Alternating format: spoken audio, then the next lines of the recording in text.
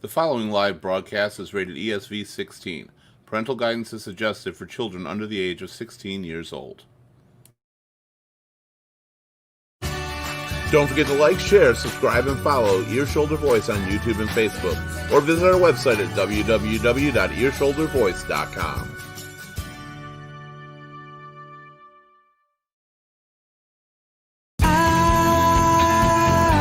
We've got to work together.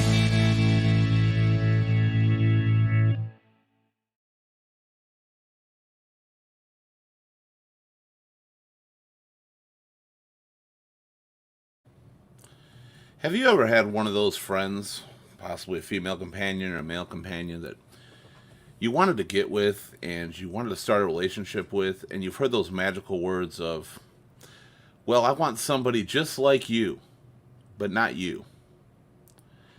Have you been to the doctor and find out you have this thing they've never seen before? It's the rarest, it's unique, they don't know what it is. Do you see other people get 100 things that they want, and yet you're always left solo, but you can do things so much better? Do you apply for a job when you're far more qualified than the next person, yet you're still left in the cold? These types of things will often get you asking the question, what's wrong with me?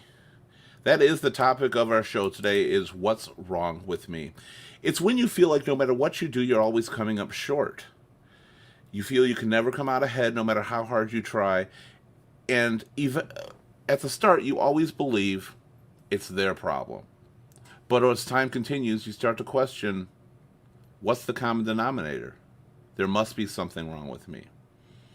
Well, we're here to discuss it with our panelists tonight. And I can tell you right now, there's nothing wrong with you. You just don't get to share it with other people sometimes, and that's what we're going to do tonight. So feel free to engage in the chat with us. Don't forget to like, share, follow, and subscribe to Ear Shoulder Voice on YouTube, Facebook, LinkedIn, Twitch, Twitter, Instagram. And, of course, visit our website at www.earshouldervoice.com. And engage us live in the chat. We'd love to hear from you. And right now, you can also join our show anytime by going to the link you see on your screen, and we'll also have it at the bottom, and it should be posted in the chat. You can be a video panelist as well as chat if you want to. Just follow the link you see on your screen or find it in the chat. But right now, let's bring in our panelists.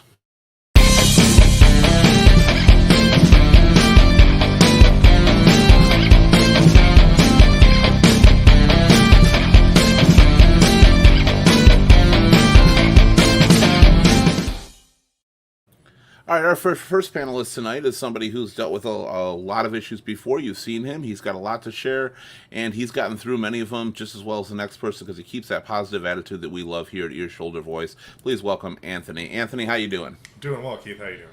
Absolutely amazing. So welcome to Ear Shoulder Voice. We know we're going to have you doing a few things tonight, a little more than just being one of our panelists for conversation. Maybe. But have you ever had the question of what's wrong with me? Is that ever really... Yeah, phased you? I've kind of gotten over those thoughts with my age, but when I was younger, definitely, mainly with dating, right, in high school and in college, and that you just never works out, and it's like, well, I don't think that bad. Well, exactly. Dating is, I think, the biggest thing that brings up that question. Yeah. I think it's often with the dating, it's the relationship status. That was the first thing I opened up with. I mean, I can't tell you, as I said in the opening, how many times I've heard or seen it with other people as well of, God, I want somebody just like you, but you're like a brother. Yeah. Just not you, because you're so much like family. Bitch, we become family if we get married. Shut up. Trying to make a family. Absolutely. Yeah, but we're going to discuss it because we've all gone through this at some point in our lives, and some people get really depressed over it. So I want to make sure that they know that they're not alone in their thoughts, and a lot of people feel that way sometimes. And we're going to bring in our next panelist right now. Please welcome Jan. Jan, how you doing? Perfect. Perfect? Absolutely perfect? Wow. You're on the wrong show, girl. We're glad to have you here again, Jan. How is life treating you lately? Better than expected. Well, that's good. Any good things happen that you want to share? My wrong with me thing has gone back since high school. I wasn't in the clique. Yeah. And, back then, bullying, which I Bullying had is my one. share of. And That then when it actually, I got should have brought into, that up. Yeah, yeah, because when that's a it good got point too. into the workplace, I was like some of the other ones, which was the oddball out. Hmm. And again, at work, it was like I didn't fit in with the clique. So And that's something now, that brings it up too. yeah, Yeah. now it's like, you know what? I don't care anymore. If I'm unique, I'm unique. Well, And you are I have, unique. yeah, I've come into myself. I don't care what anybody thinks. Well, unique makes you special. That is what you should be. We're not What make we're not clones of everybody else. We're all individuals. We're all separate in that way. So right, it's good that you realize that. Some people don't. Your uniqueness, it may often put you back burner to a lot of situations, but when the right one comes along, it's going to make you the most special person out there to somebody else. And I think that's what's one thing you've discovered. yeah. Yeah.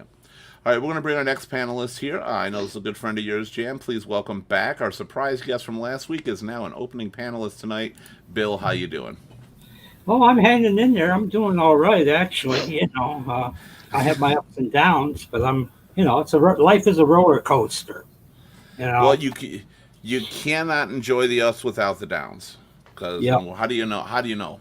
How do you know the difference between them? You just don't. So, how has your life been treating you lately? More recently? Well, more recently, my life's been,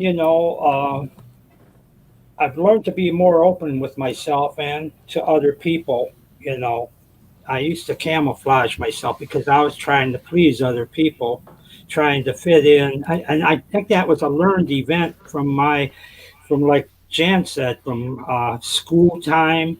I didn't fit in, and I tried to fit in and, tried to meet expectations. And when they didn't come along, I thought bad of myself, and, but,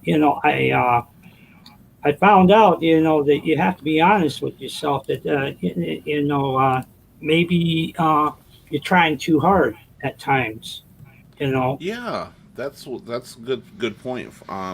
Sometimes I found myself doing that. Is that I'm pushing too hard because you want everybody to see your great qualities or what you can do or what you have, and it's good for you that you're getting it out there. But to others, it seems that you're just overcompensating, and it can make you look bad sometimes, and it reflects poorly back at you. Has there been a situation where you think you've really tried too hard that you thought back on and said, "Yeah, that probably was my Oh fault"? yeah. I had other contributing factors. When I was younger, in my younger years, I had what was called a maxillofacial deformity, which I didn't notice, but apparently a lot of other kids did. And I couldn't see what they were laughing at until one day I went into a three-way type mirror at Kmart's, and I felt so low about myself when I actually saw myself. I saw the truth staring me in the face, and I knew I had a problem. My parents you know, didn't see anything wrong, but there was, and that's one of the reasons I didn't fit in. One of the other reasons was I wasn't into what everybody was into. Hmm.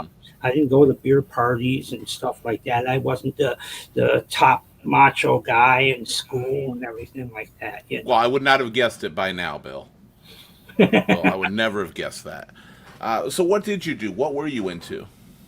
Well, I was really into my music. I like music. I started playing guitar at a young age, and I've been playing ever since. And I like listening to music, all types. I'm not restricted to one thing. I like That art, you know. well, Uh, that kind of fascinates me a little bit. I know there's a generation gap between us, but like nowadays, most people I know and a lot of teenagers are really into music and they really like music. So, back in your day, it wasn't as common. Were you kind of like an outcast for it? well, back in my day, I wasn't as familiar with all the music because my parents could not afford to buy me the records and the stuff, and I had a transistor radio, and that was my music entertainment there. that's as far as it went I got until you. I was Thank you able. very much, Melanie, by the way. Thank you very much. Hoping to get a lot more people in here because, I do think it's something the world needs, and I'm glad that people like you see it. So thank you so much, Melanie. Go ahead, But Bill. it wasn't until I started associating with other people in that area, music, in school and everything, that I got to realize that it was a rainbow, and all you had to do is pick a color. And sometimes, if you're gifted, you can appreciate more than one color. Yeah, I can see where you're getting on there. There's a lot of times what it is that people don't see the other colors. They've got tunnel vision really. They see one thing and they think that's the route to go. I think that's a problem that it's actually diminishing nowadays. I think kids are a little more open to more things than we were, and probably definitely more than you were, because I think each generation has gotten a little bit better about being open. What about you, Anthony? Is there anything like school wise that ever made you feel that way? Were you ever one of the not part of the No, cliques? I was kind of an anomaly. I was a band kid, but I got along with just about every group of kids.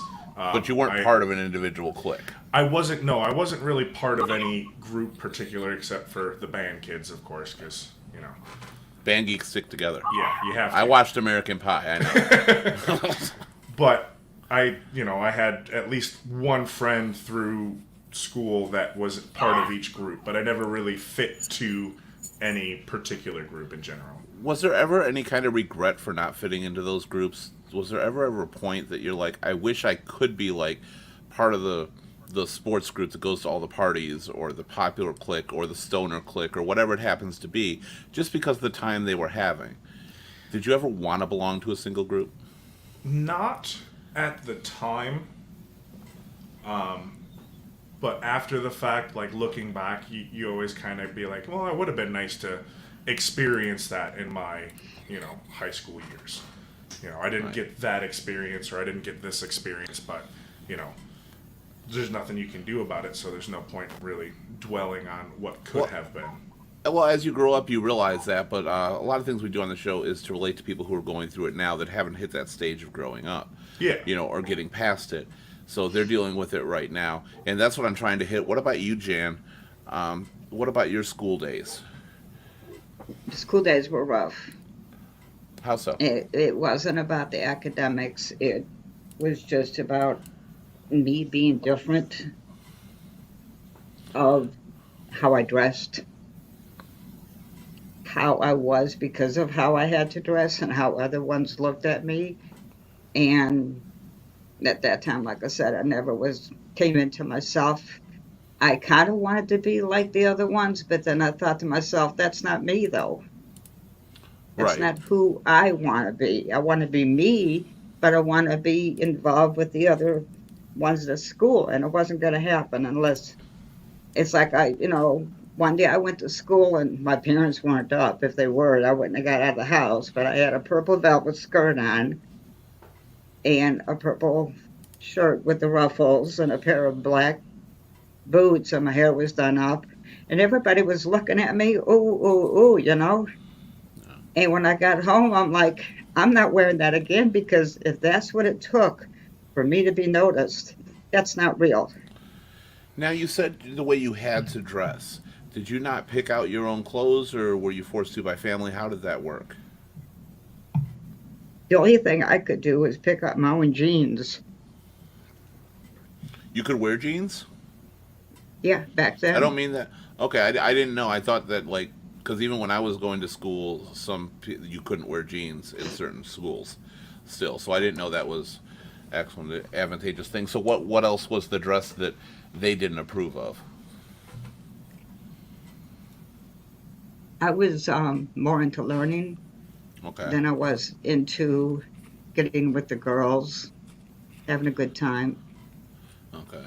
Like I said, the bullying in school came into effect, so that So put me without, behind. And then for lack of what a was better going on? term, were you kind of like a nerd? I mean, in a way, for lack of a better term, not to be insulting, but one of the Yeah, bookworms, the ones. yeah. Okay, I wasn't going to fit in no matter what. I mean, even when I was in gym class and we had swimming, and all the girls were walking around, getting changed into their swim clothes or getting out of them and get ready for the next class. I put a towel on me, and I actually got in the locker because somebody ripped the towel off of me. And I Okay, went in the so locker and I just closed that door. was there any kind of, if you don't want to talk about this, it's fine.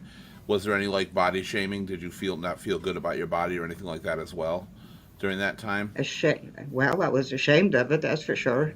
But that's a different I subject. No, I get that, but it's all things that you question what's wrong with you, and that's what goes back to it. And I've been guilty of that myself. I personally, it took me a long time to realize the phrase when I tell people I'm fat, and they're like, "Don't say that about yourself." I'm like, I never said fat wasn't beautiful. It took me a long time to realize that you looking different is not necessarily a bad thing. And I felt that way when I was younger too in school. Um, I hit puberty later than a lot of people did in my school, so there was a lot of shame there, and that was like what was wrong with me. And that's why I was asking. There's so many things that can build these questions for people. Now, as far as school goes in high schools, did you ever get past it in school? Was there a point that it turned around for either one of you that had the harder time, It was Bill just or harder. so it never got any better for you through high school or anything like No, that? What about you, Bill? no, No, no. high school to me, I hated to show up because there was always somebody wanting to try to stuff me in a locker or try to stick my head in a toilet. You know, there's bullyism, okay, Hmm. and most of my fights I got into were with people bigger than me and upperclassmen.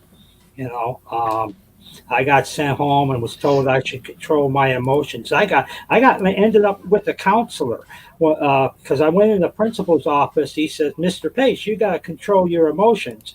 And I said, "You tell the next person that tries to stuff me in a locker they should control their emotions, or I'm coming to school with a lead pipe." That landed me with a psychologist. Oh boy, I can definitely relate to the psychology because I had to go to a psychologist too for that. So, did you act out based on the bullying and the way you were treated? Did you kind of change your personality, become someone you didn't want to be? I now looking back, I know I was a seeker of attention. That I was trying to get people to pay attention to me at that point because I couldn't understand why they wouldn't, and I would do the stupidest things to try to make them laugh, or I would get in fights just because I wanted the attention. Yeah, I fell into a drug clique. All right. Okay. Some of them were musicians. You know, I had a friend of mine wipe out on drugs, but he was a hell of a guitar player. But, I fell into the wrong clique of people, and that was just because I wanted to fall somewhere. I didn't fit. I was a cog that did not fit. And it was hard for me to accept that. Okay. It was a hard thing for me to, it's like somebody saying, well, I don't want you. We don't want you, you Right. know, and I could not adjust to that because before high school, junior high, I didn't have that problem. Elementary school, I didn't have that problem. Okay. But So on yours up, developed in high school. yeah, Now, how long did this problem stick with you? it stuck with me. Basically, it stuck with me all the way through high school. I still had friends. I'm not going to say Right. I was friendless. All right, I did have people I was friends with, but it was not. Like I wasn't the popular guy. Nobody jumped. Uh, but I did have friends. But I really it wasn't until after I had my surgery and started going to college. Nobody knew me. Going to college, nobody knew me, where I came from, what I did, and what happened. It was like, for me, it was like starting all over again, you know. Okay. And I found out that people were different. You You know, did. So you kind of did a life reset at that point in college. yes. Okay. You started fresh. What about you, Jan or Anthony?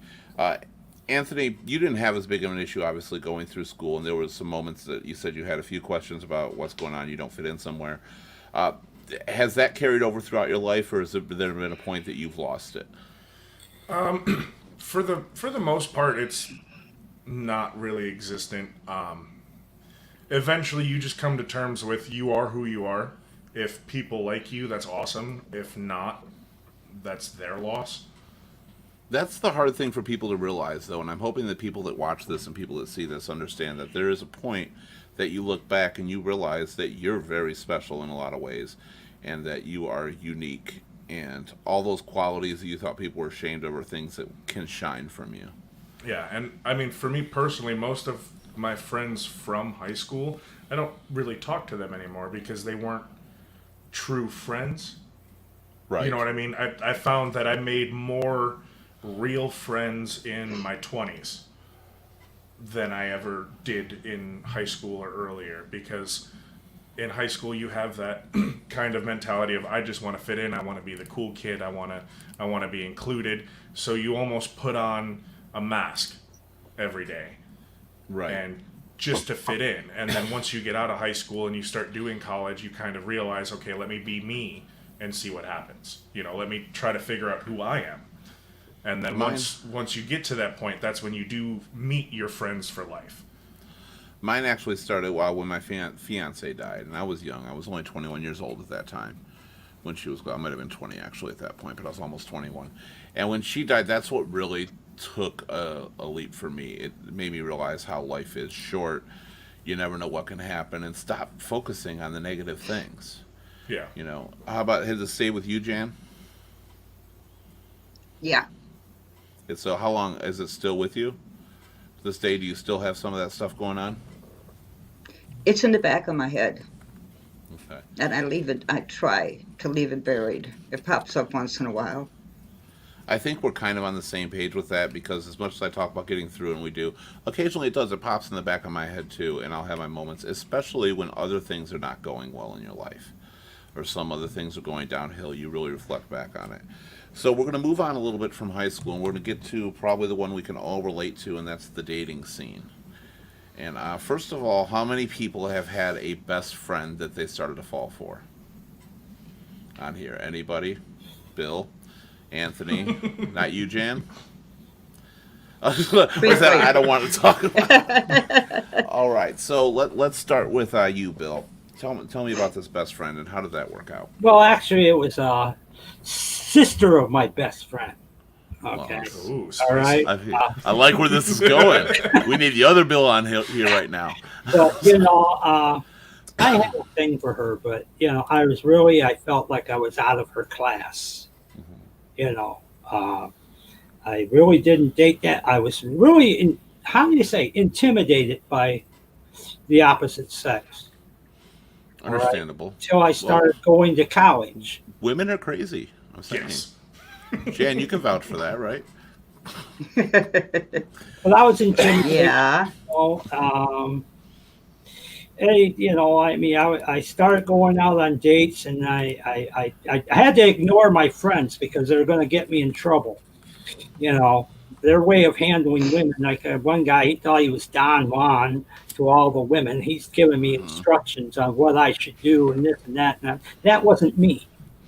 That wasn't me. That's him. I didn't want to be him. I wanted to be me. And I wanted to be me comfortably. Mm-hmm.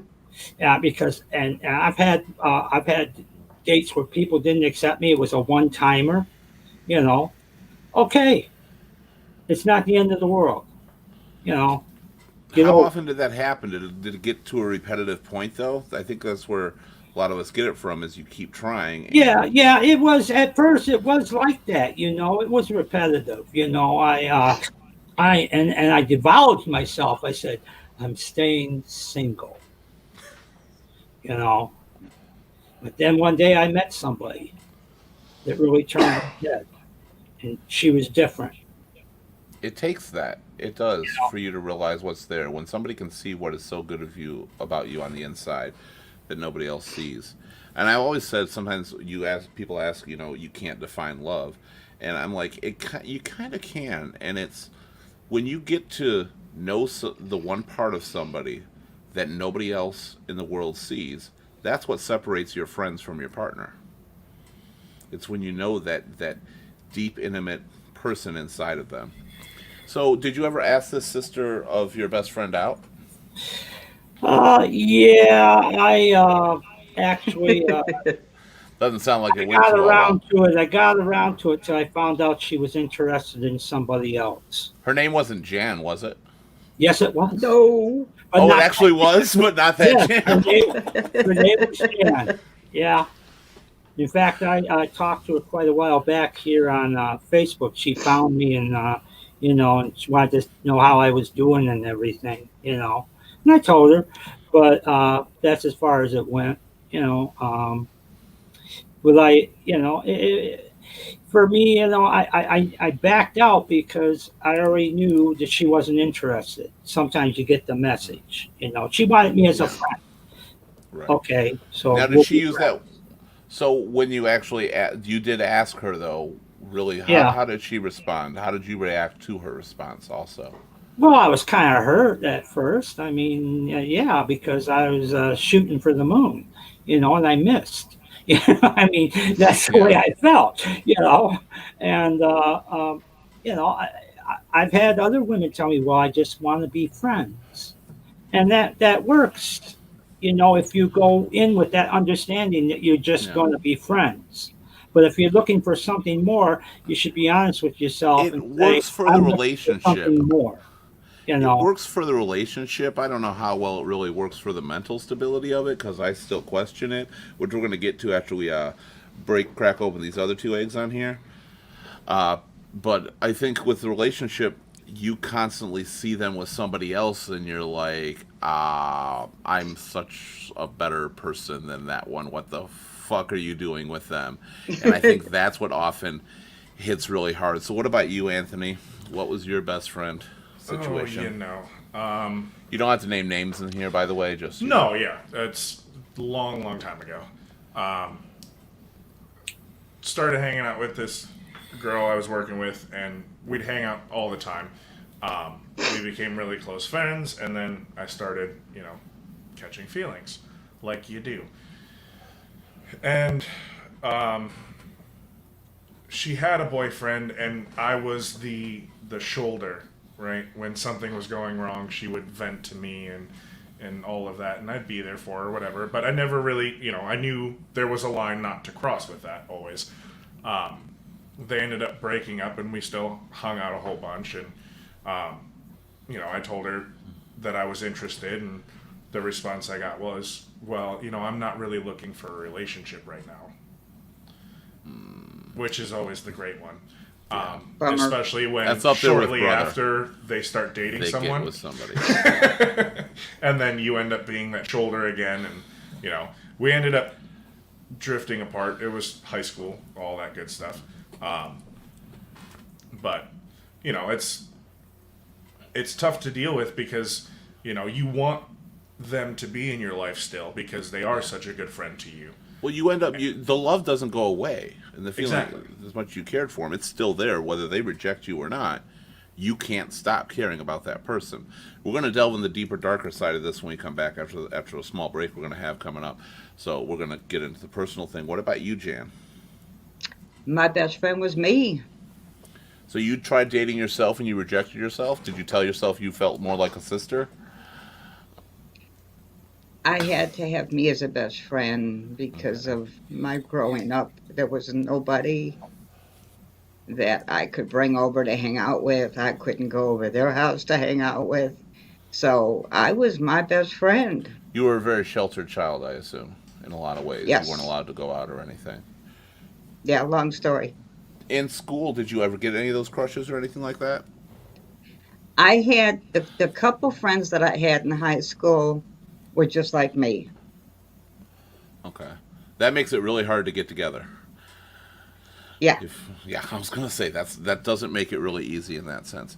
Now we talked briefly about Jan. You didn't apparently have the same situation with trying to date your best friend, unless you tried to date yourself, which is pretty cool too in itself. I thought about it. I thought about the whole marriage thing. Who knows? It could work. I'm a pretty awesome person. I'm like, who's better than me? I'm that person who wants somebody just like me, but is me. So that could work. Yeah. Has anybody been the guilty party of that role of I'm not ready for a relationship or I don't see you that way? Have you ever done that to somebody else? I have. Yeah. So, in fairness. Well, first I want to hear. Do you have an experience where you fell for a best friend, Keith? You can't. Yeah. You can't just go through us and then not. You can't get out of that one. I've actually had a couple. There was a few I did. That's what I was speaking of when I mentioned the brother thing. That's one I've heard a lot. the whole "you're like a brother to me." And I had a couple. I'd say there's two really good friends that I tried to date, and both of them hit me with the same comment of the brother. And that bothers me because if you love me like family, what the fuck is wrong? Isn't that where we're headed? Isn't that the point of a relationship? Yeah, one of the hardest ones. There was a girl I had who was a really good friend, and I really cared for her, and she's gotten with other people consistently, and I'm like, and you're that guy in the background helping her out, like all these teen romance movies or anything like that. You're that best friend helping out, don't stand a chance in fucking hell. And then I bring it up, got along. She had kids and everything, and they just loved me, and everything was perfect. And sure enough, same thing happened. It's you're kind of like a brother. I don't see you that way. And of course, in my head, all I hear is you're fat, and I don't like fat people. That is literally what I hear, and I hate to say it. I can relate to that. Because I pick on one of the features I think is one of the hardest for people to get over, and they're using an excuse for it. Because I can't do that.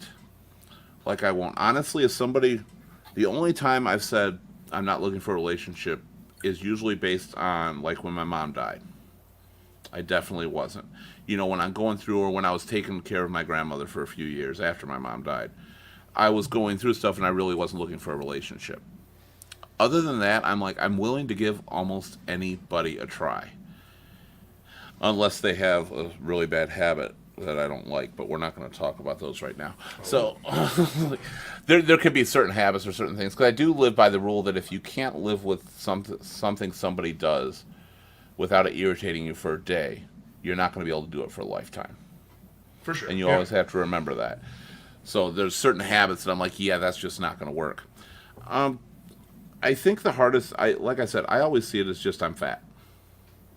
I don't understand what it is, but then I see these beautiful women with these fucking ugly ass slobs out there that don't take care of themselves, that are 3'8" and 400 pounds. Yep.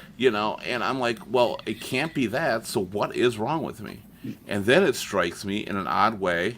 No, money's not a problem. I treat people like queens and kings.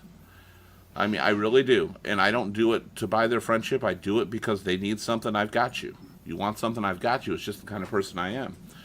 I sometimes think that I'm too good of a person. And the reason I say that is when you are a really good person, and probably the people on this panel can relate a little bit to that, they don't want to ruin that kind of friendship they have with you. You are the person they can turn to. You are the person they can talk to. You are the one with the great advice. But who are they going to turn to if they're dating you or more in a relationship with you? And I mean, it's crazy out there. We're going to take a small break, and then we're going to get into what is actually wrong with us, because that is the topic of the show. We're going to take a really small break because we got a special musical guest here who's going to perform a song. I know, isn't it great? But we always love to have songs.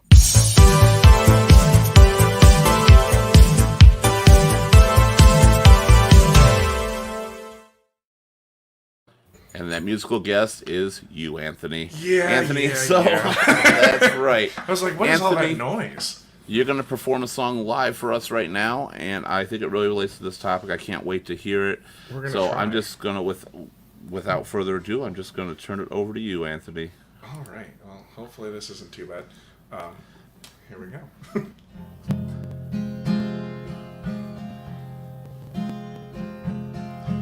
All around me are familiar faces, worn out places, worn out faces, bright and early for their daily races, going nowhere, going nowhere. Their tears are filling up their glasses, no expression, no expression. Hide my head, I wanna drown my sorrow. No tomorrow, no tomorrow. And I find it kinda funny, I find it kinda sad. The dreams in which I'm dying are the best I've ever had. I find it hard to tell you, I find it hard to take. When people run in circles, it's a very, very mad world. Mad world. Children waiting for the day they feel good. Happy birthday, happy birthday. Made to feel a way that every child should. Sit and listen, sit and listen. Went to school and I was very nervous. No one knew me, no one knew me. Hello teacher, tell me what's my lesson. Look right through me, look right through me. And I find it kinda funny, I find it kinda sad. The dreams in which I'm dying are the best I've ever had. I find it hard to tell you, I find it hard to take. When people run in circles, it's a very, very mad world. Mad world. Enlarging your world. Mad world. Absolutely beautiful job, That's Anthony. good. I like that. Thank you. That was That really about sums good. it up.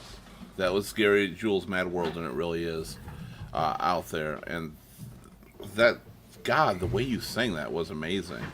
Thanks. That's got to be one of the best versions I've heard. That just the sound of the voice, very emotional. So yeah, definitely applause to you. Nice job, Anthony. Thank you Yes. very much for that. It's always good to have. Oh, I don't like that. There we go. Okay. I was like, we're switched. We can't have that. Yeah, can't have Hey, that. Bill, next time you play guitar. Yes. Right. Anybody is always welcome to do a song on this show.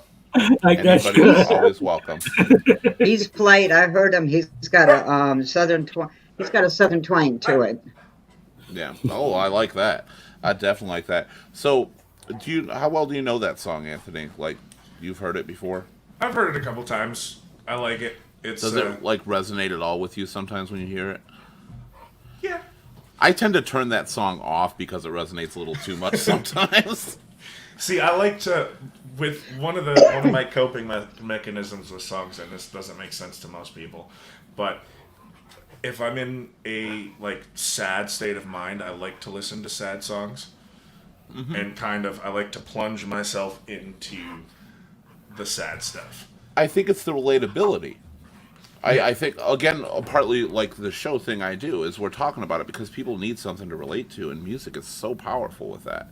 And when you hear it and you're like, I've been there.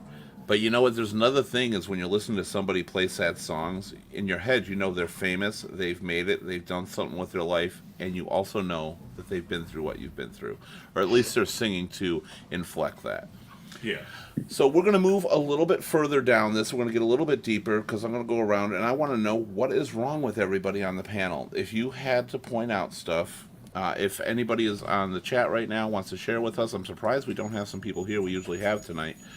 But share with us, what do you think is wrong with you? If you had to point out your flaws and your problems, and what makes you ask those questions? And who wants to start, or do I get to pick? Sometimes I care too much. You think that's one of your biggest problems is you care too much? Yeah. Yeah. Now, how do you think caring too much is a problem? Getting carried away of caring too much and really trying to get into somebody's life and help them. Sometimes you get too into it and you get them scared. True. You're pushing buttons, but sometimes you push the wrong ones and they want to like, okay, can you back off a little bit? Do you ever find that you've tried to help somebody so much in their life that you dismiss other people from your life at the same time because you're really focused on this person? I used to talk about when I worked on assisted living and I would talk about it when I came home. And it was just me and my husband. And like, he don't know nothing about this stuff. Why are you talking to him about it? But it was things that I experienced, things that I seen that were wrong, things that I was proud of, something I did to help somebody. Okay. But So like I that's said, now. What other features do you think is wrong when you have these moments that you're constantly trying to figure out why you're not part of the popular idea or ideal, whether it be a person, a group, an individual, anything like that? What else do you think is lacking in you, or I'm have not you in the smart. past? I'm not smart. I didn't go to college. I don't have a college degree. I can't talk intellectual to people. I try. Now, does that turn you into like a wallflower in social settings? I would just like to talk more intellectual. Use my Okay. words, intellectual speaking. Like, okay, guess what? I can come on this conversation with these people. Yeah. Well, that's a good thing. Now, do you still always feel that way, or have you gotten through it at all? Sometimes. Depends who I'm around. Depends who is around with me. If they start talking intellectual, I just kind of stand there and listen. Like I got no input on this because they're not going to listen anyway. They look at me, yeah, okay, and then go back to who they were talking to because I'm not intellectual enough. See, I've got an advantage over you on that. Most of my friends are dumb, so that's a like huge advantage to me. So I always appear Hey, smart. like, so, so Let that my, guy. the solution I have, if anybody is dealing with that, get some dumb friends. Like you'll be a genius to them, surprisingly. Uh, can I speak to that real quick? Because Absolutely. I feel like just because people are using large words doesn't necessarily mean that they're speaking intellectually. As far as I've noticed, because some people they learn the big words and they figure out what they mean to make you feel that way, to make you feel like they're smarter than you, and it doesn't necessarily mean that your input isn't as valid, right? Because Exactly. you don't have to use big intricate words to get your point across, right? You can make a very smart statement using very simple words. So just because they're using intellectual speak doesn't necessarily make them a very intellectual person. I have a friend who's oh, now I got to do everything. Look at that. It always resets it. Hey, we're talking right now. I have a friend actually, and he's got a very large vocabulary, and he's got some very big words he likes to use. And I'm not going to say that I'm not smart. I consider myself a very smart person. I know these. And what a lot of people do when they learn these big words is they use them in every sentence of every conversation. And it's because they're lacking too. They are trying, like you said, overcompensating or over trying earlier. That's what they're doing.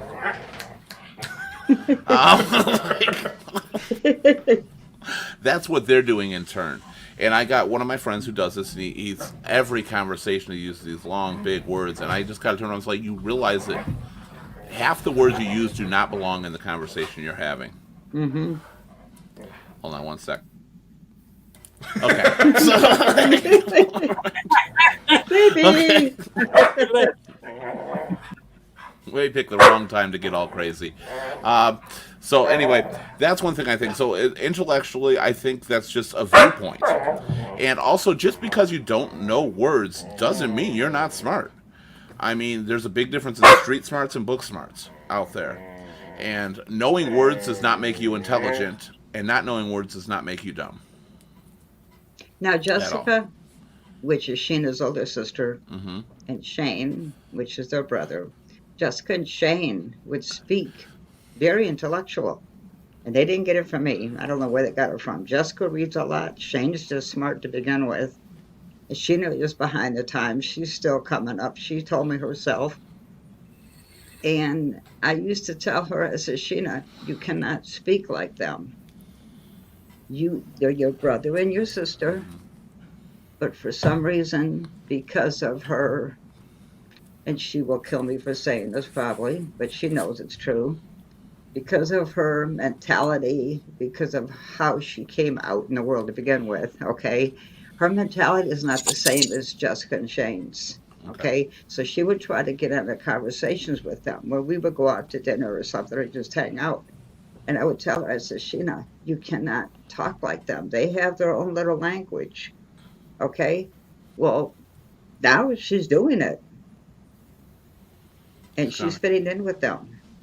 for a lot of people, though, when you do that, it seems like you're looking down on them. Like if you're talking using these big words because they don't understand it. At least from their perspective, they get a feeling like you're talking down to them, or they feel dumb because they don't understand. So I get the intellectual thing. I want to move on to somebody else.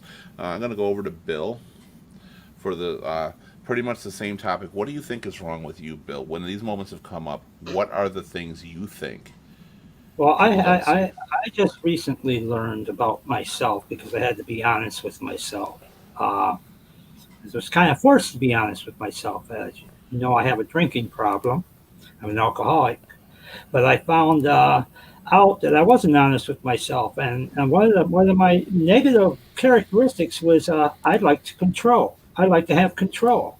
You know, if I didn't have control, I couldn't control how people responded to what I did, or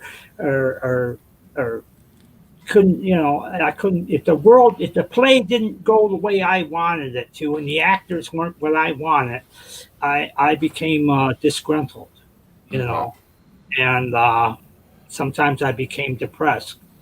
Um, that was one of my negative characteristics, wanting control, and it was because of I realized that control part of me was really based on a selfishness I had refused to acknowledge about myself. You know, because when I wanted control, who was I thinking of? I wasn't thinking of them. I was thinking of me.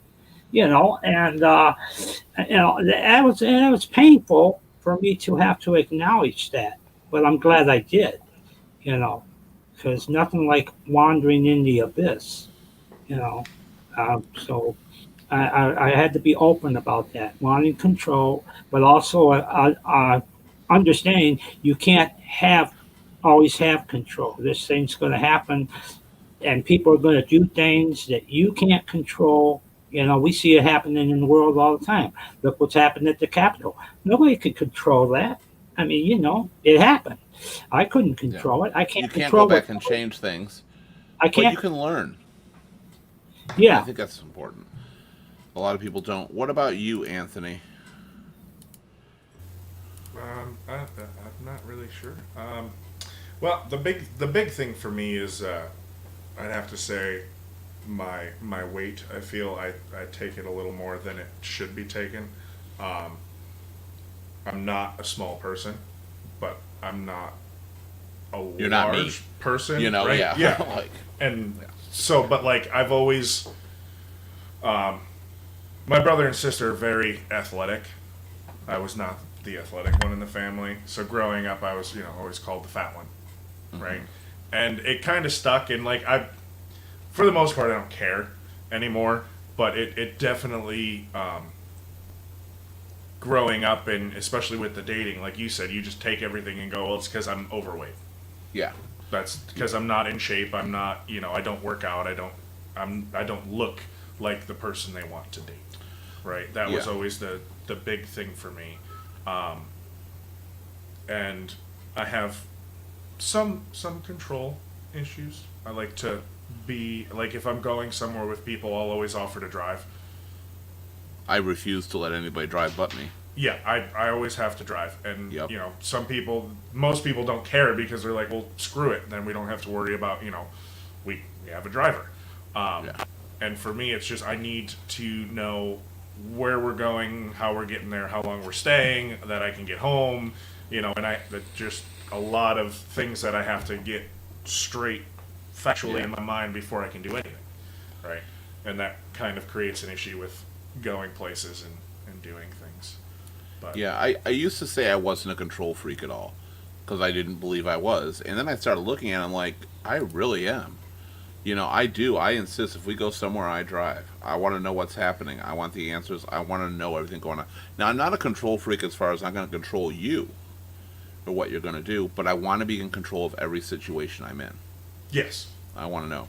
And honestly, I don't actually smoke weed very often. I very rarely do it and stuff. And one of the reasons for it is when I get in a mode, and it's most drugs out there, where I don't feel I'm in control of my surroundings, I am so uncomfortable with that. So, and whether that be heavily drunk, high, taking any other illicit drugs, it doesn't matter. I can't do that. I hate not being in control of my situation. And that's one of the things that you're talking about on there. But I don't take control of other people. Now I look at I don't, in a sense I hate myself. And in another sense I absolutely love myself because I'm one of the greatest people in the world. But I know 1,000 reasons why I love myself. I can't really come up with one why I hate myself. I just do. And it comes from the people around me and what they've said and what they've done, and it brings up the question, what is wrong with me? Like, there's got to be something I'm not seeing. There has to be. There's no way that, I mean, at my age, I've gone through so many people and passed so many people, and not every one of them is still my friend. All but one. That bitch can go to hell. But all the rest are still my friend. She knows who she is. Likely she's not watching it, so. But if she does, she'll know I'm talking about her. But, so I've obviously laid an impact. They all appreciate my life. I've turned their lives around in so many directions. I've helped them all out, and yet here I am still alone. So, what is it? The only thing, like you said, is the physical aspect. That's the only thing I can possibly see, but there's so many things that prove that wrong. So I'm going to ask the woman on the panel here, because you're surrounded by three guys. Yay, guys rule again for a show. It doesn't happen often, but we like it.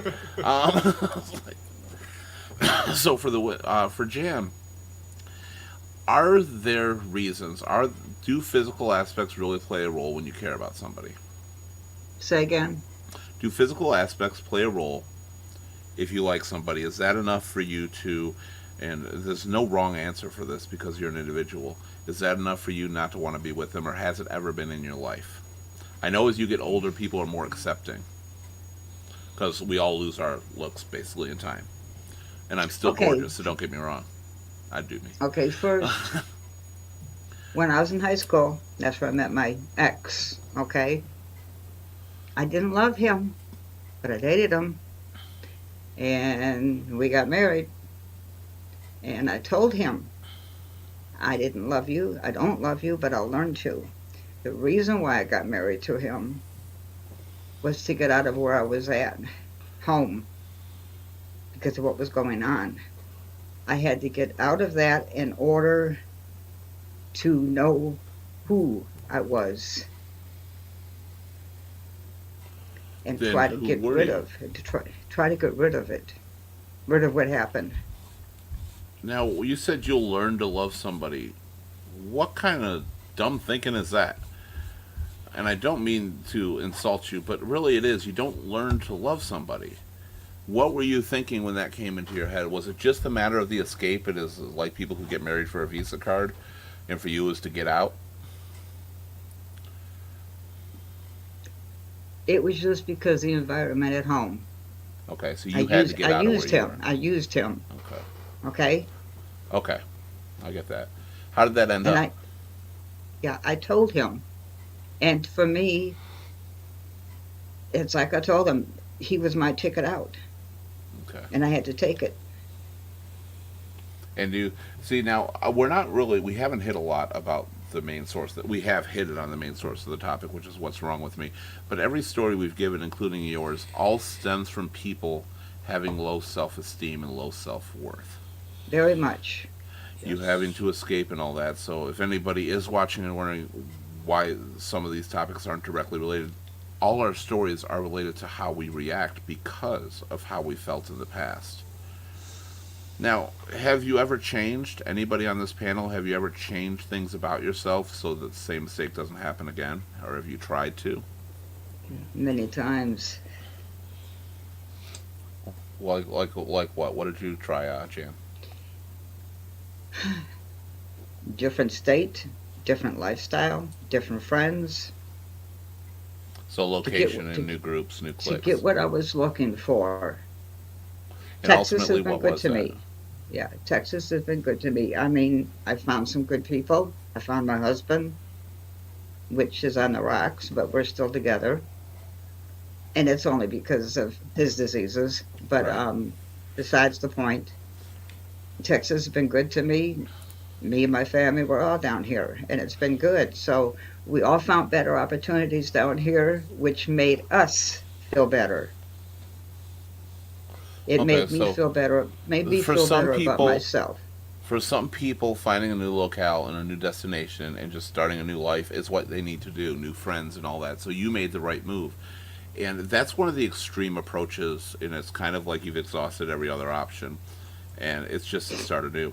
I've said repeatedly on this show that you can technically live your life over again many times when you first feel it's downhill, and you can start from scratch again if you really had to. There's always an opening. Anthony, what about you? Have you ever Um, tried to improve aspects of yourself that you feel were really hard? I've thought about it, but ultimately, the reason I've thought about it is not for myself. It's for somebody else. So I end up kind of snapping out of that mindset because if I'm not doing it for me, it's not really going to make me happy. Right? Nailed it. If I That try hits to hard. change myself for somebody else, then I'm not myself anymore. And I can do it, but is that going to make my life happy, or am I going to be happy finding someone who wants me for who I am? And I ultimately just decide if I'm not making the change for myself, then it's not worth making a change. I wish more people could understand that, but I'm equally guilty of it. Every time that I've been turned down, no, it's not like I haven't dated, and it's definitely not like I haven't had sex. We talked about that on one of our shows, but it's I'm with these people. We are great friends. We can be intimate friends too, and next thing you know, we try to open the door for a relationship, and I get those same old lines, those same old turn down lines, and or they'll go with somebody else. And the first thing on my head is, all right, it's all right. I got to lose this weight, which is a bitch for me. I mean, people don't understand. Everybody is different, and for me to lose even slowly, I got to be on the strictest, most unhappy diet plan thing in the world. I can't just watch what I do because I already watch a lot of what I eat and stuff. And I go on it, and I'm doing it because I don't want that kind of rejection again. And I think that's going to solve the problem. And I can't think of anything else, but you're right, because once I come to, I'm like, I love me. Why am I doing this so much? I gotta be me and be happy. Everybody loves me, and it's really hard when you have 1,000 people a weekend that love you, and you can't get one for a lifetime. You know, everybody likes me, so what the fuck is wrong with me? What about you, Bill? Well, I found I had to recognize the fact that the only thing I can change is me. All Right. right. The only thing I can change is me. I can't change my wife from being a hoarder. I can't change my boss for treating me like a piece of, you know, that's their mindset. And that's things I have to accept. But I can change how I handle it, how I respond to it. You know, how do I respond to the neighbor yelling at me for something I don't even know what he's talking about? You know, I can change those type of things within me, not fly off the handle. You know, uh, and know when to walk away. You know, there's forget your pride, walk away. You know, That's uh, really hard for a lot of people to do, though. it is hard. It I'm really not is. saying it's easy. Yeah. Believe me, I fight with it. You know, sometimes I have to bite my lip to keep what I want to come out of my mouth. You know, But you hit the nail on the head. Is you cannot change these other people. And I always say, if you're going to get with somebody and expect to change who they are, then why are you with them to begin with? If you don't like the person they are now, why are you after this person anyway? well, people change in time. Okay, my wife But if changed in time. It wasn't, an overnight thing. I mean, I was married for over 34 years. Okay, and okay, then after that 34th year, things just deteriorated. Our feelings changed for each other's changed. You know, her lifestyle changed. Something that I could not Well, accept or could not control. people do evolve. I mean, that's true with their relationships, they do evolve. But if your intent is to actually change somebody, not if they're willing to change themselves, if you can deal with, let's say I'm with a girl who's a slut, okay, because that's most of them. All right, like, Wow, but I'm shots totally okay with fired. her being a slut, okay? Yeah, she knows who I'm talking about. But I'm totally okay with them being a slut and being promiscuous. And I'm like, we can have this open relationship. I'm cool with it. I'm happy with it. And then over time, they change and become, more unified to you. That is a change that they're willing to do. But I accepted that when I got in the relationship. But if she was already a slut and I'm like, well, I ain't gonna be with you as a slut, so I'm gonna change that about you so I can be with you. That's the wrong reason. Right. They can change it. Never expect to change something about somebody. But you hit the nail on the head with what you said about always finding in yourself what you need to change and what you need to do. Because it's something you definitely can do, but don't do it for somebody else. Now, I say that, and then it puts us in the situation, then why the fuck are we alone? Who else are we changing for? Nobody's there. So who do you change for? Yourself. I changed for my own peace of mind. You know, I don't want to be something I'm not. If I try to be something I'm not, then I'm not at peace with my mind. I'm not at peace with my heart. Now, who here has fallen in love with people who are damn straight not good for them? Who's Haha. got problems and stuff. If someone Right says here. they didn't, they're a liar. Exactly. Exactly. And they knew it already, and all their friends can see it, and everybody around them can see it, and you go for it. Oh, one Now. moment.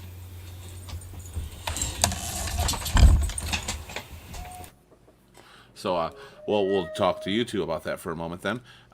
So we'll start with you, Anthony, because you know they're a liar, and I'm going to say it right now because I've been in the situation too, and I actually fall in love with people whose lives are not so great. Yeah. Well, So that hits me.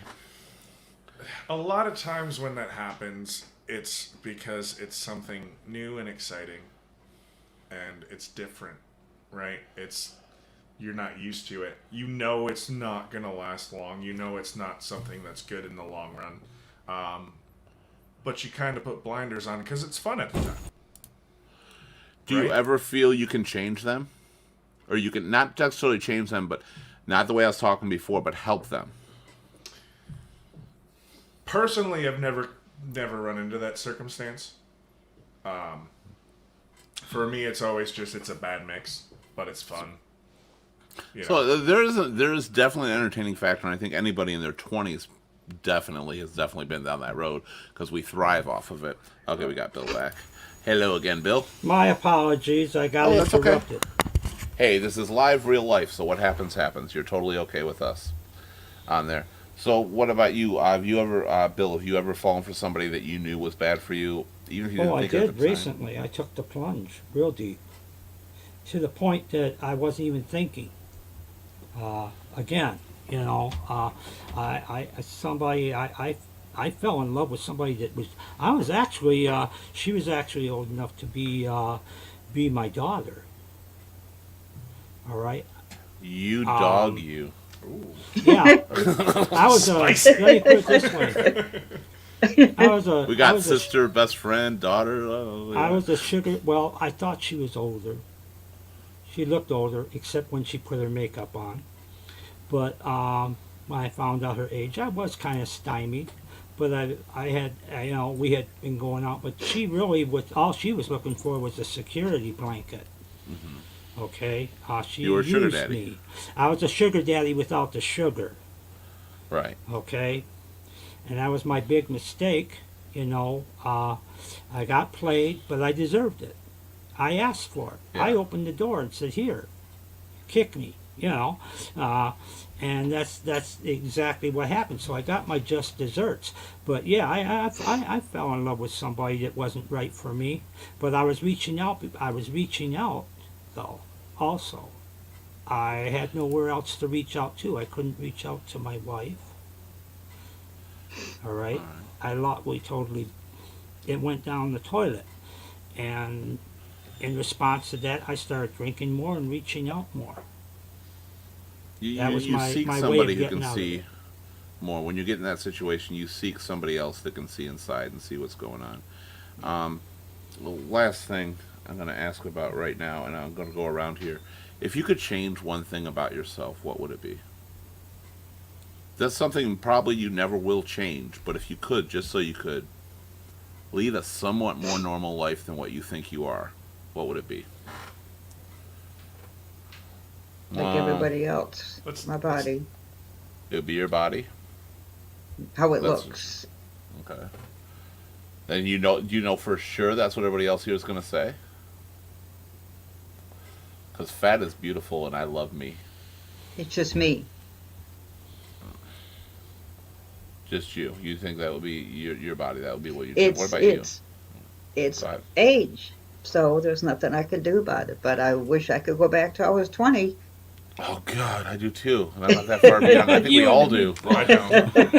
I Yeah. don't. 21. I'd have more teeth in my head.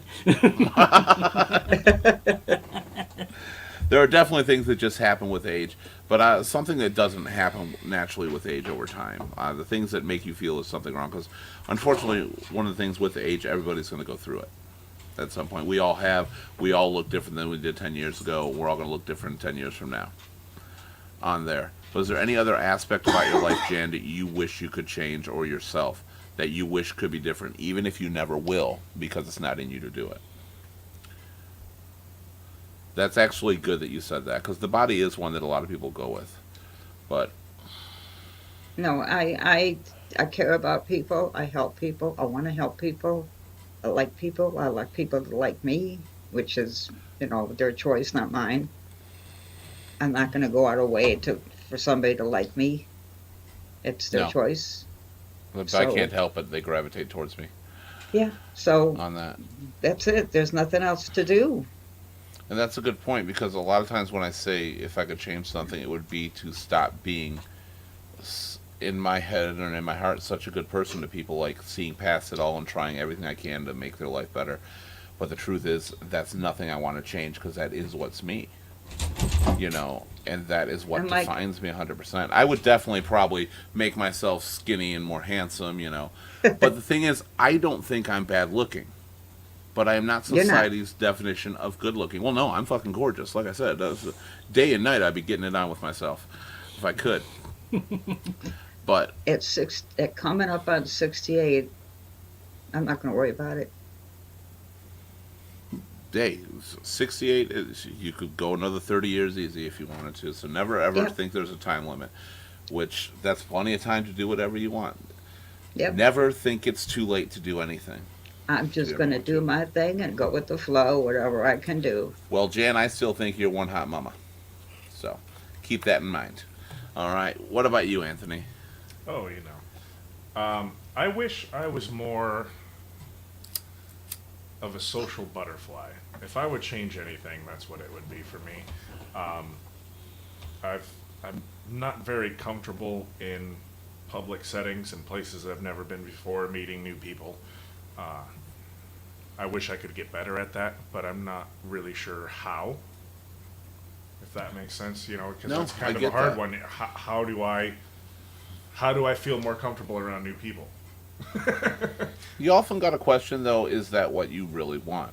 And it in your head, and probably ultimately it is what you want.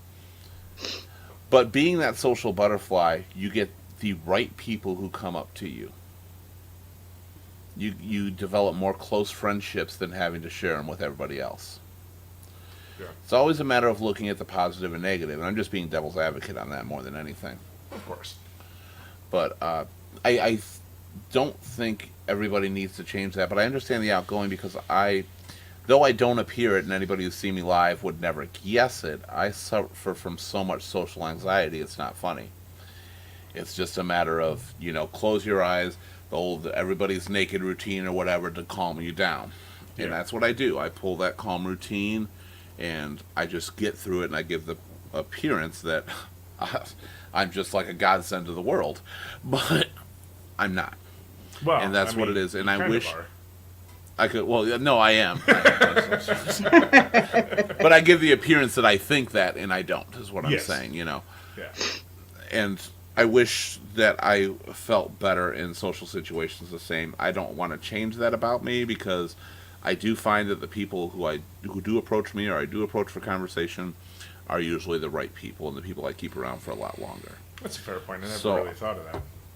So I don't think a wallflower is a bad thing, but it can be disconcerting when there is nobody approaching you and the whole group is going out at the same time. When you end up going out and hanging out by yourself because you don't really want to talk to people, but you don't want to be by yourself, it's Yeah, those What are the about you? situations that kind of make it tough. But yeah, yeah. And finally, what about you, Bill? Well, I have found, I'm not really a zodiac person, but I read one thing in the zodiac about Geminis, and that they're rather flighty at times. And I am God, are flighty. they? I bounce from one thing to another. If I could maintain my focus, just focus on certain things and say, I'm going to do this or I'm going to do that, and get it done, that would be great for me. Also, I act on impulse sometimes, and I have to get over that. I have a temper. When my temper flares up, and I haven't mastered the control of it, I'm still working on it. But when my temper flares up, I tend to do things on impulse and regret it later, whether it be something I said or something I did. Those are things that I need to work on. Well, you know what? You just gave me another answer because you just made me think of something I've never thought of before, and I wish I could change it, and that is the focus thing. There is no such thing as too much of a load for me to bear on my shoulders.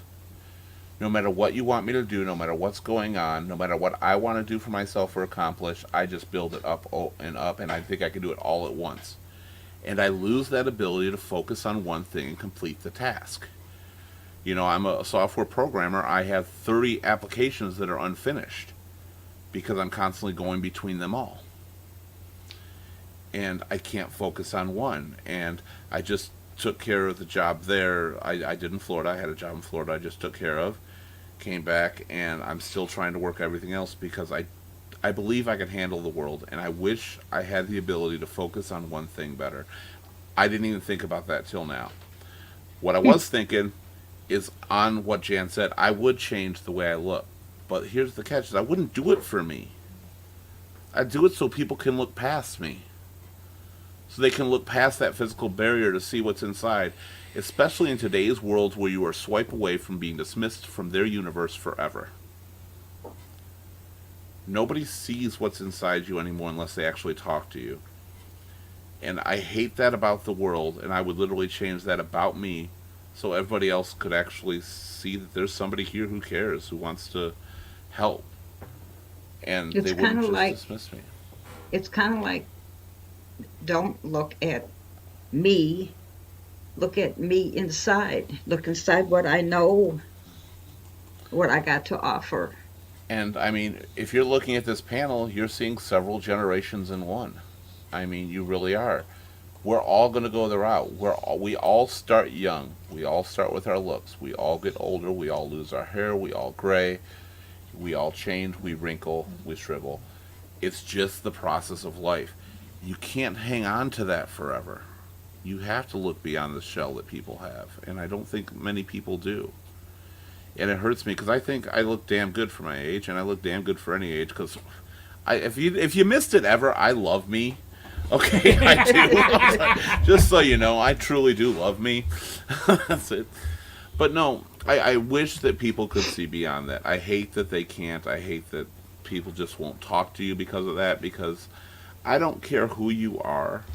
I've never not talked to somebody because of the way they looked or the way something like that. And in this world, that happens very frequently.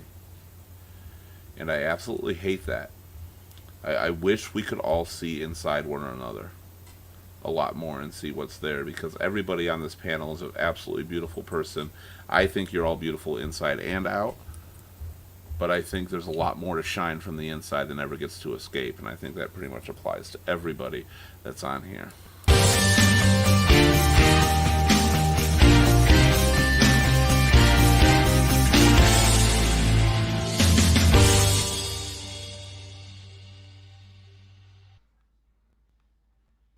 You've heard everybody on this panel talking, you've heard everybody share their stories, and you've heard everybody express what was wrong with them. And no matter what they told you, no matter what they said, no matter what you think, no matter what's wrong with you, nothing is wrong with you. You are different. Embrace it. Everybody is different. Most people that follow to the norm and they conform to what everybody else wants them to be, they're not themselves. They're not who they are inside. They're masking that to try to be accepted. And that's why a lot of times these people, you have your friends that are just part of this entire aspect. Sorry, Anthony had to leave. You have your friends that are part of this big group and they're part of everything around you. They're often single. They're often not with people. They're often life goes up and down because they're acting the way they act to try to fit in. They're never themselves. Your qualities inside, no matter how bad you think they are what makes you a unique, special person, and never forget that. When you find somebody, and it doesn't have to be a partner, a relationship, it can be a friend, a best friend, it can be a child, it can be anybody that sees beyond what you are on the outside and sees what's inside, you'll find out that it is all 100% worth it. Never be ashamed of who you are. I don't care if you're black, white, fat, skinny, gay, straight, does not matter, male, female. You are amazing and you are unique. You are special in every way. I love Jan, Bill, myself, Anthony, who had to go sadly, because of who they are inside. This could be a radio broadcast. I'd like them equally. Because you get to find out who people really are if you just listen and pay attention. Never dismiss people. Never make anybody think that they're not wanted, or never let anybody believe that you don't like them because of their outer appearance. Because what's inside counts most, and when you do that, you hurt them. And inside they feel pain, and they struggle, and they get depressed. And sometimes it can lead to a lot worse than depression. It can lead to stuff like suicide. It can lead to isolation. And all because you did not take one moment to see the person that was there behind the mask. Because all this is a mask. It's a front. And it's one we didn't get to pick out. We were born this way. I didn't say I'm going to suddenly be fat and see what the world thinks about it. You know, Bill didn't say I'm going to start wearing glasses just so the world can find out what's going on with me. You know, none of us chose what we look like. We may choose our hairstyles, we may choose our facial styles and stuff like that, but we're stuck in this shell. The person inside is what you need to get to know, because this shell will change. It will grow, it will get older, it will lose its beauty, it will lose its hair, it's going to be different. Eventually I'm going to be an old man, maybe, walking with a walker, and I'm still going to be the same person inside. The same person I was when I was 25, and the same person I was when I was 16 years old, and the same person that nobody got to see because they couldn't open their heart. Today's topic has been what's wrong with me. Obviously, as you've heard, we're discussing what it's like to feel like something's wrong with you when you don't belong. You do belong. We all do. But coming up on our next show on Sunday is The Power of the Pet. That's right. And as you saw the power of the pets tonight, because they are powerful, we're going to talk about how having a pet and also losing a pet can affect your life, what impact they have on it. Pets are known to do a lot of things. They can pull people out of depression. They can pull people to a much more powerful place, but they become family to them. And they are no different than a child. And I hate to say that, not to diminish children, but pets are a member of your family in the same way. Losing them can be just as hard. And we want to talk about the effects of that as well. Pets are powerful. Pets are amazing. Pets are not pets. They're family. But if I put power of family, people would not understand the topic. So power of the pet is what we're doing right now, and you know I love mine. Don't forget to like, share, follow, and subscribe to Ear, Shoulder, Voice on YouTube, Facebook, Instagram, Twitch, Twitter, and Periscope. We're on all those. Go to our website at www.earshouldervoice.com. Get notified of all our new shows. Be a guest panelist if you want to suggest new topics. Vote on your favorites. Thank you to, I would say, everybody in the chat. We only have one comment, which is the lowest comments we've ever had in the chat, but that's okay because it's a deep topic. We had several people watching. Thank you out there. This show is nothing without you guys. So thank you for being here. Jan, good to have you on here. Always good to have you. I love your stories. I love the stories of your past. You relate to a lot of things we talk about, and I think that's so important. You give a perspective, too, that a lot of people don't think about, because you can go around, ooh, we got another comment. Deborah Brown. Hi, Keith. Thank you, Deborah. Thank you, Deborah. Glad you glad you like it. They're here. They just weren't commenting, and some don't. So thank you very much, Deborah. And Bill, surprise guest last week, main panelist this week. You've got a great. You carry on a great conversation when you're talking. I like having you on here. I love your openness. I love that you're willing to share everything about yourself. I really appreciate that. Thank you. And Anthony, great job on the song. You are an amazing guy.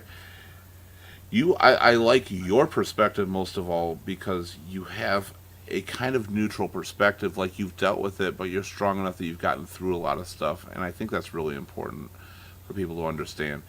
You will always get through things. You will always be better. Never think you're trapped. You've got a long life ahead of you. Even if you're 68 years old, Jan, 30 years is a long time that you could have plus ahead of you. So don't give up with that much time to do things. I got There's plans. so much.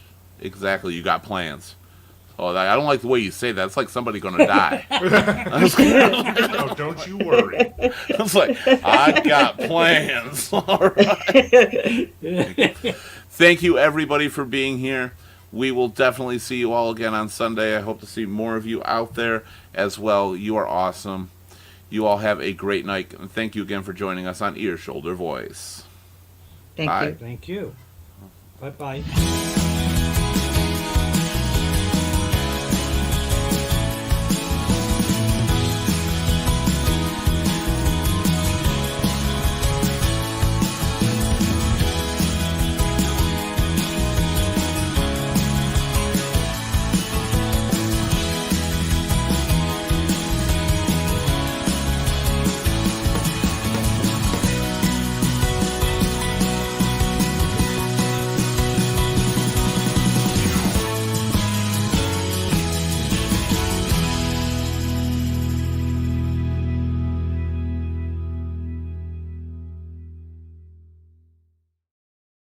Well, Jan left us. Jan just Play a left nice us. guitar. Thanks. Yeah, that was really good.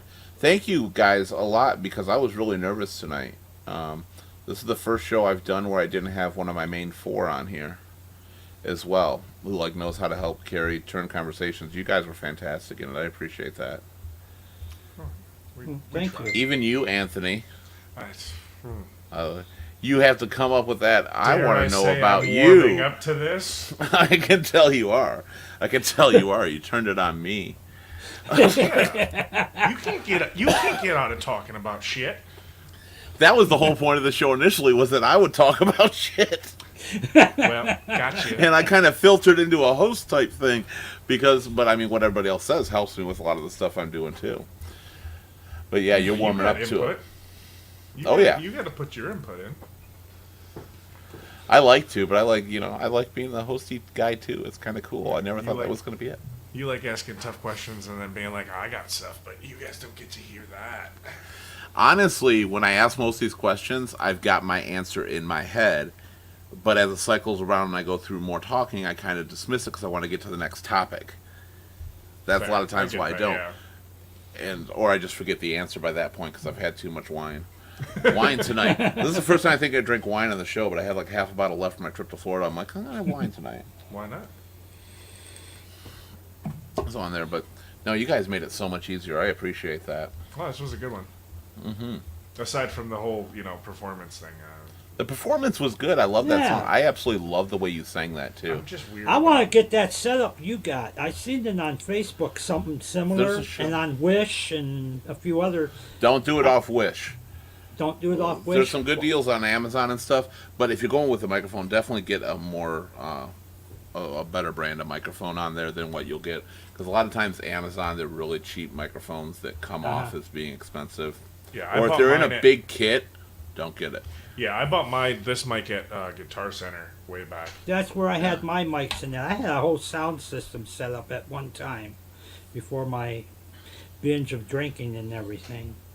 But I had a whole setup. My computer, everything was hooked to my computer. I had a little sound thing. I had the tower speakers, on the stands, sound Yeah. system. And I did recordings and videos and stuff. I really started getting into that. But gradually I started selling stuff. That's cool. And, I lost it all. But I lost it all due to me.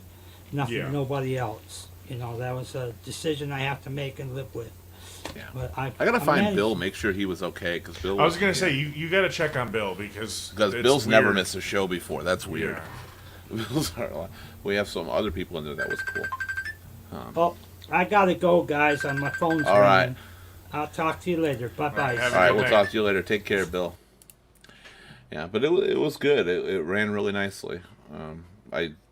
Bill actually helped me with that whole focus thing. I didn't realize how big of a problem that was for me. Yeah, when you said that, I was like, oh, I never really even thought about that. And then I thought about it, I'm like, I do that, and I get so overwhelmed and so frustrated. I've got to learn to focus. yeah.